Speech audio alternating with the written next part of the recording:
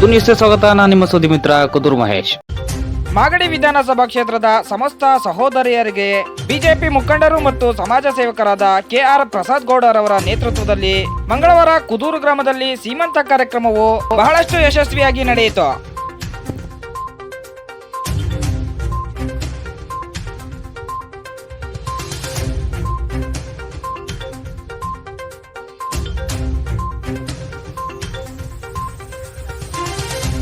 ಈ ಕಾರ್ಯಕ್ರಮದಲ್ಲಿ ಮುಖ್ಯ ಅತಿಥಿಗಳಾಗಿ ರಾಮನಗರ ಜಿಲ್ಲಾ ಉಸ್ತುವಾರಿ ಸಚಿವರಾದ ಸಿಎನ್ ಅಶ್ವತ್ಥನಾರಾಯಣ ರವರು ಕಾರ್ಯಕ್ರಮವನ್ನು ಉದ್ಘಾಟಿಸಿದರು. ಭಾರತ ಸೇನೆಯಲ್ಲಿ 21 ವರ್ಷಗಳ ಕಾಲ ಸೇವೆ ಸಲ್ಲಿಸಿ ಹುಟ್ಟೂರಾದ ಲಕ್ಕೇನಹಳ್ಳಿಗೆ ಇತ್ತೀಚೆಗೆ ಮರಳಿ ಬಂದಿದ್ದ ವೀರ ಯೋಧ ಕುಮಾರ್ ರವರಿಗೆ ಈ ಕಾರ್ಯಕ್ರಮದಲ್ಲಿ ರಾಮನಗರ ಜಿಲ್ಲಾ ಉಸ್ತುವಾರಿ ಸಚಿವರಾದ ಸಿಎನ್ ಅಶ್ವತ್ಥನಾರಾಯಣ ರವರು ಸನ್ಮಾನಿಸಿದರು. ಬಿಜೆಪಿ ಮುಖಂಡರು ಮತ್ತು ಸಮಾಜ ಸೇವಕರಾದ ಕೆಆರ್ ಪ್ರಸಾದ್ ಗೌಡರವರ ನೇತೃತ್ವದಲ್ಲಿ ಕುದೂರು ಗ್ರಾಮದಲ್ಲಿ ನಡೆದ ಸೀಮಂತ ಕಾರ್ಯಕ್ರಮಕ್ಕೆ ಬಹಳಷ್ಟು ಮೆಚ್ಚುಗೆ ವ್ಯಕ್ತವಾಗಿತ್ತು.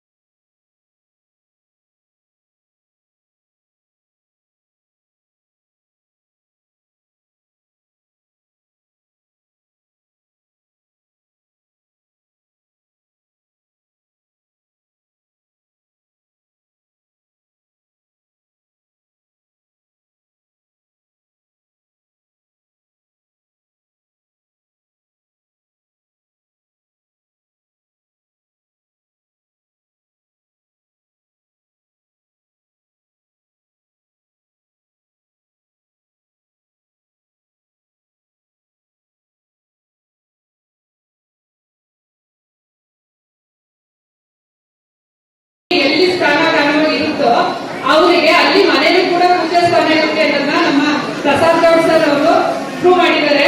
ಎಲ್ಲೂ ಕೂಡ ಮಹಿಳೆಯರಿಗೆ ಅವಕಾಶ ಕೊಟ್ಟಿಲ್ಲ, ಮತ್ತೆ ಈ ತರ ಪ್ರೋಗ್ರಾಮ್ ನ ಎಲ್ಲೂ ಕೂಡ ಮಾಡಿಲ್ಲ. ನೀವು ಒಟ್ಟಿನಲ್ಲಿ ಈಗ ನೀವು ಮಾಡಿಸ್ಕೊತಿರೋರಂತೂ ನಿಜವಾಗ್ಲೂ ಪುಣ್ಯವಂತರು. ಯಾಕೆಂದ್ರೆ ಈ ಮನೆಗಳಲ್ಲಿ ಮಾಡೋದೇ ಕಷ್ಟ. ಈಗಿನ ಕಾಲದಲ್ಲಿ ಈ ಕೊರೋನಾ ಟೈಮಲ್ಲಿ ಎಲ್ರಿಗೂ ಹಣಕಾಸಿನ ಸಮಸ್ಯೆ ಅವ್ರ ಮನೆ ಮಾಡಿರೋದೇ ಕಷ್ಟ. ಅಂತದ್ರಲ್ಲಿ ಎಲ್ರಿಗೂ ಹೋಬಳಿ ಮಟ್ಟದ ಲೆವೆಲ್ ಅಲ್ಲಿ ಮಾಡ್ತಾ ಇದ್ದಾರೆ. ಮತ್ತೆ ಈಗ ಒಂದಕ್ಕೆ ಸೀಮಿತವಾಗಿಲ್ಲ, ಎಲ್ಲಾ ಹೋಬಳಿಗೆ ಮಾಡ್ತಿದ್ದಾರೆ. ಈ ಕಾರ್ಯಕ್ರಮದಲ್ಲಿ ನೀವು ಶ್ರೀಮಂತ ಮಾಡಿಕೊಂಡಿರೋದು ನಿಮ್ ಪುಣ್ಯ ಅಂತ ಹೇಳಿ ನನ್ನ ಕಡೆಯಿಂದ ನಿಮ್ಗೆಲ್ಲರಿಗೂ ಸ್ವಾಗತ ಕೊಡ್ತಾ ನನ್ನ ಮಾತು ಮುಗಿಸ್ತೀನಿ. ಇವತ್ತು ನನ್ನ ಸಹೋದರಿಯರ ಸೀಮಂತ ಕಾರ್ಯಕ್ರಮ ಮಾಡಬೇಕು ಅಂತ ಹೇಳಿ ನಾವು ಅಧ್ಯಕ್ಷರು ಮತ್ತೆ ಮನೆಯಲ್ಲೆಲ್ಲ ಮಾತಾಡಿದಾಗ ನನ್ನ ಅಕ್ಕ ತಂಗಿಯರಿಗೆ ನಾವು ಸೀಮಂತ ಕಾರ್ಯಕ್ರಮ ಮಾಡಬೇಕು ಅಂತ ಹೇಳಿ ಸಾಹೇಬರನ್ನ ಕರೆದಾಗ ಅವರು ಒಂದೇ ಮನಸ್ಸಿಂದ ನಮ್ಮ ಮಾತಿಗೆ ಹೋಗ್ಬಿಟ್ಟು ಇವತ್ತು ನಿಮ್ಗೆಲ್ಲ ಆಶೀರ್ವಾದ ಮಾಡಬೇಕು ಅಂತ ಹೇಳಿ ಬಂದಿದ್ದಾರೆ. ಅವರಿಗೆ ಮುಖ್ಯವಾಗಿ ಸ್ವಾಗತ ಕೋರ್ತಾ ಬಿಜೆಪಿ ಸರ್ಕಾರದಲ್ಲಿ ಹಲವಾರು ಯೋಜನೆಗಳನ್ನ ಇವತ್ತು ನಮ್ಮ ಸರ್ಕಾರ ನೀಡ್ತಾ ಇದೆ. ಮುಂದೇನು ಕೂಡ ಇದೇ ತರ ಎಲ್ಲಾ ತರದ ಸಹಕಾರವನ್ನ ನೀಡುತ್ತೆ. ನೀವೆಲ್ಲರೂ ಕೂಡ ಇವತ್ತು ನಾವೆಲ್ಲ ಭಾರತೀಯರು, ಹಿಂದೂ ಮುಸ್ಲಿಂ ಕ್ರೈಸ್ತ ಎಲ್ಲರೂ ಕೂಡ ಭಾರತೀಯರಾಗಿ ಇವತ್ತು ನಮ್ಮ ಸರ್ಕಾರವನ್ನ ನಮ್ಮ ಬಿಜೆಪಿ ಸರ್ಕಾರವನ್ನ ಮೇಲೆತ್ತುವಂತ ಕಾರ್ಯ ಆಗಬೇಕು. ಇವತ್ತು ಮಾಗಡಿಯಲ್ಲಿ ಪ್ರತಿಯೊಂದು ಹೋಬಳಿಯೂ ಕೂಡ ನಾವು ನಮ್ಮ ಸಹೋದರಿಗೆ ಒಂದು ಸೀಮಂತ ಕಾರ್ಯಕ್ರಮ ಮಾಡಬೇಕು ಅನ್ನೋ ಉದ್ದೇಶಕ್ಕೋಸ್ಕರ ಆ ತಾಯಂದ್ರನ್ನ ಆಶೀರ್ವಾದ ಮಾಡಬೇಕು, ಹಿರಿಯರೆಲ್ಲ ಆಶೀರ್ವಾದ ಮಾಡಬೇಕು ಅನ್ನೋ ಉದ್ದೇಶಕ್ಕೋಸ್ಕರ ಇಂಥ ಕಾರ್ಯಕ್ರಮಗಳನ್ನ ಮಾಡ್ತಾ ಹೋಗ್ತಾ ಇದ್ದೀವಿ. ಈಗಾಗಲೇ 6 ತಿಂಗಳಿಂದ ಈ ಕಲ್ಲೂರಾಂಜಲಿ ಪೂಜೆ ಮಾಡಿ 6 ತಿಂಗಳಿಂದ ಕೂಡ ನಾವು ಪ್ರವಾಸವನ್ನ ಮಾಡ್ತಾ ಇದ್ದೀವಿ. ತಾಲೂಕಾದ್ಯಂತ ಎಲ್ಲಾ ಪ್ರವಾಸವನ್ನು ಮಾಡ್ತಾ ನಾವು ನೋಟ್ಬುಕ್ ಹಂಚೋದಾಗ್ಬೋದು, ಬಡ ಮಕ್ಕಳಿಗೆ ನೋಟ್ಬುಕ್ ಹಂಚೋದಾಗ್ಬೋದು, ಅಥವಾ ಪ್ರವಾಸವನ್ನ ಧರ್ಮಸ್ಥಳ, ಶೃಂಗೇರಿ, ಹೊರನಾಡು, ಕುಕ್ಕೆ ಈ ಕಡೆ ಪ್ರವಾಸ ಕೂಡ ಕಳಿಸ್ಕೊಡ್ತಾ ಇದೀವಿ. ಮತ್ತೆ ಯುವಕರಿಗೆ ಕ್ರೀಡಾ ಯೋಜನೆಗಳನ್ನು ಕೂಡ ಮಾಡ್ಕೊಡ್ತಾ ಇದೀವಿ. ಈಗ ಪತ್ರಕರ್ತರ ಸಂಘದಿಂದಲೂ ಕೂಡ ಕ್ರೀಡಾ ಯೋಜನೆ ಇದೆ, ಅದಕ್ಕೂ ಕೂಡ ನಮ್ಮ ಕಡೆ ಇದ್ದಂತ ಎಲ್ಲಾ ಒಂದು ಸಹಕಾರನ ಕೊಟ್ಕೊಂಡು ಬರ್ತಾ ಇದೀವಿ. ಪ್ರತಿಯೊಬ್ಬರಿಗೂ ಕೂಡ ಏನ್ ಬಡದಲ್ಲಿ ಇರೋರಿಗೆ ನಮ್ಮ ಕಡೆಯಿಂದ ಆಗುವಂತ ಎಲ್ಲಾ ಸಹಕಾರವನ್ನು ಕೊಟ್ಕೊಂಡು ಈಗಾಗಲೇ ಸಾಹೇಬರ ಆಶೀರ್ವಾದದಿಂದ ನಮ್ಮ ಅಶ್ವತ್ಥನಾರಾಯಣ ಸಾಹೇಬರು ಪೂರ್ಣ ಆಶೀರ್ವಾದದಿಂದ ಇವತ್ತು ನಾನು ಈ ಕೆಲಸ ಮಾಡೋದಕ್ಕೆ ಒಂದು ಅವಕಾಶ ಎಲ್ಲರೂ ಮಾಡ್ಕೊಡ್ತಾ ಇದ್ದೀರಾ. ನಾನು ಇದು ಹೇಳ್ತಾ ನನಗೆ ತುಂಬಾ ಇದ್ರ ಜೊತೆಗೆ ಖುಷಿ ಜೊತೆಗೆ ನಾನೊಬ್ಬ ಬಡತನದಿಂದ ಬಂದಿದ್ದು ಕೂಡ ಇವತ್ತು ಈ ಕೆಲಸ ಎಲ್ಲ ಮಾಡ್ಸೋದಕ್ಕೆ ಅವ್ರು ಅವಕಾಶ ಮಾಡಿಕೊಟ್ಟಿದ್ದಾರೆ. ಆ ಅವಕಾಶನ ನಾನು ಇರೋವರೆಗೂ ನಿಮ್ಮ ಪಾದದಲ್ಲಿ ಧೂಳಾಗಿ ನಾನು ಕೆಲಸ ಮಾಡ್ತೀರಣ. ಈ ತಾಲೂಕಿನ ಜನತೆಯ ಆಶೀರ್ವಾದನ ಪಡ್ಕೊಂಡು ಮತ್ತೆ ನಾನು ನಿಮ್ಮ ಪಾದದಡಿಯಾಗಿ ನಾನು ಕೆಲಸ ಮಾಡೋದಕ್ಕೆ ಯಾವತ್ತೂ ಸಿದ್ಧ ಇರ್ತೀನಿ ಅಂತ ಹೇಳ್ತಾ ನಾನು ಮಾತು ಮುಗಿಸ್ತೀನಿ. ಜೈ ಹಿಂದ್, ಜೈ ಕರ್ನಾಟಕ. ನಮ್ಮ ಪ್ರಸಾದ್ ಅವರ ಒಂದು ನಾಯಕತ್ವದಲ್ಲಿ ಸೀಮಂತ ಕಾರ್ಯಕ್ರಮವನ್ನ 150 ನಮ್ಮ ಸೋದರಿಯರಿಗೆ ಸೀಮಂತ ಕಾರ್ಯಕ್ರಮವನ್ನ ಮಾಡಿಕೊಡುವ ಮೂಲಕ ಆಯೋಜನೆಯನ್ನು ಮಾಡಿ ಬಹಳ ಅರ್ಥಪೂರ್ಣಕವಾಗಿ ಈ ಒಂದು ಕೆಲಸವನ್ನು ಮಾಡ್ತಿದ್ದಾರೆ. ಇದಕ್ಕಿಂತ ಪುಣ್ಯದ ಕೆಲಸ ಬೇರೆ ಇನ್ನೊಂದಿರಲಿಕ್ಕೆ ಸಾಧ್ಯ ಇರಲ್ಲ. ಇದು ನಮ್ಮೆಲ್ಲ ಸೋದರಿಯರಿಗೆ ನಾವು ಇಟ್ಕೊಂಡಿರುವಂತ ಒಂದು ಗೌರವ ಮತ್ತು ಸಮಾಜದಲ್ಲಿ ಅವೆಲ್ಲ ಒಂದು ಪರಸ್ಪರರಿಗೆ ಆಗಬೇಕು, ಒಬ್ರಿಗೊಬ್ರು ಆಗಬೇಕು, ಒಬ್ರಿಗೊಬ್ರು ಪ್ರೀತಿ ವಿಶ್ವಾಸ ಒಂದು ಭಾವನೆಗಳನ್ನ ತೋರುವಂಥದ್ದು ನಮ್ಮ ಸಮಾಜದಲ್ಲಿ ಬಹಳ ಮುಖ್ಯವಾಗಿದೆ.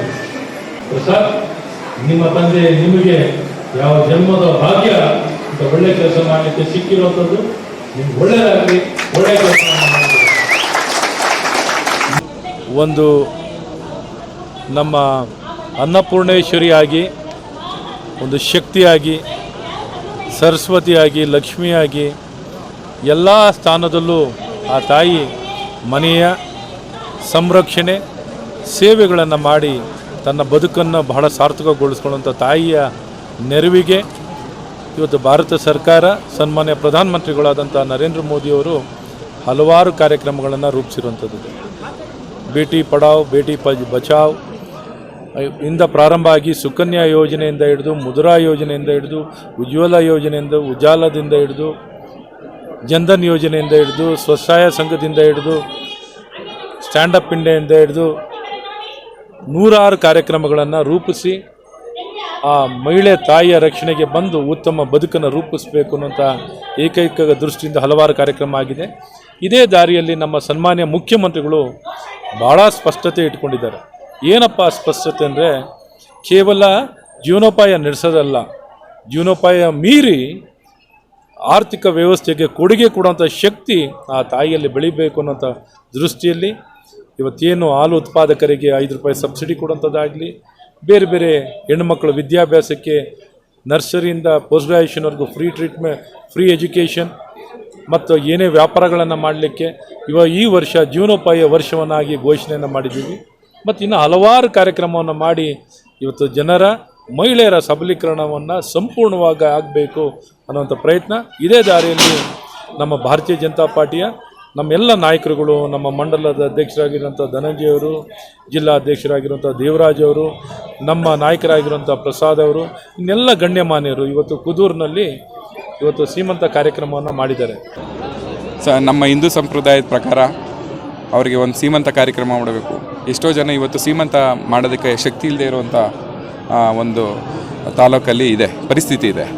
ಹಾಗಾಗಿ ನನ್ನ ಅಕ್ಕ ತಂಗಿದಿರಿಗೆ, ನನ್ನ ಸೋದರಿಯರಿಗೆ ಒಂದು ಸೀಮಂತ ಮಾಡಬೇಕು, ಅವರಿಗೆ ದೊಡ್ಡ ಹಿರಿಕರಿಂದ ಆಶೀರ್ವಾದ ಮಾಡಿಸ್ಬೇಕು ಅಂತೇಳಿ ನಾವು ಅಶ್ವಥ್ ನಾರಾಯಣ ಸಾಹೇಬ್ರನ್ನ ಕರೆದಾಗ ಅವರು ಒಂದೇ ಮನಸ್ಸಿಂದ ಬಂದು ಅವರಿಗೆ ಆಶೀರ್ವಾದ ಮಾಡಿದ್ದಾರೆ.